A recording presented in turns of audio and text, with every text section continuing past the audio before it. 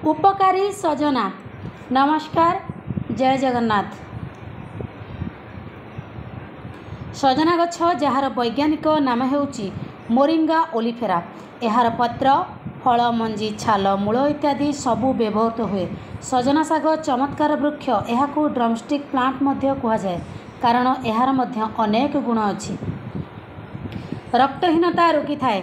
सजनारे अनेक पोषक तत्व मिली थाए जहाँ रक्तहीनता को रोकिबारे सहायक होई थाए। Iron, vitamin C, folic acid, vitamin B एवं एंटीऑक्सीडेंट परी पुष्टिकर खाद्य सजनारे मिली थाए। रक्तरे हेमोग्लोबिन सृष्टि करे जहाँ अम्लजान जोगाइबारे सहाय्य करिथाए। एहा सह विटामिन सी, आयरन अवशोषण रे मध्य सहाय्य करे।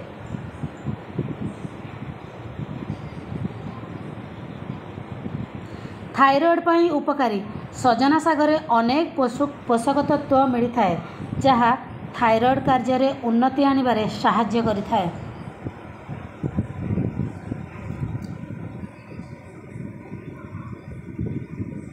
सजना शागरे iodine, antioxidant, vitamin A, C, E, zinc एवं सेलेनियम परी पुष्टिकर खाद्य मिली थाए जहाँकि आयोडीन थायरॉइड हार्मोन संतुलन करिबारे सहाय्य करे।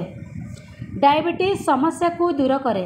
जो मानकर डायबिटीज समस्या थाए से माने सजना शागर जूस सेवन कले डायबिटीज नियंत्रण रे रही थाए।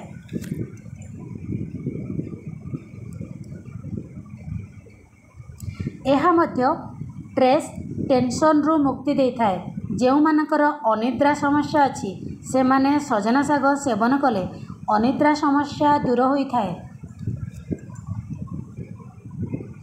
चर्बी को ह्रास कराए। जदि आपण निज शरीर चर्बी को ह्रास करने को चाहती तेबे सजना शाग सेवन करंतु। यह मेटाबॉलिज्म को दूर करिथाए।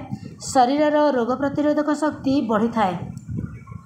मुंडरू केश झड़िबा समस्या और रूपी हेबा समस्या रक्षा करिबा पाई एहाकू सेवन करंतु।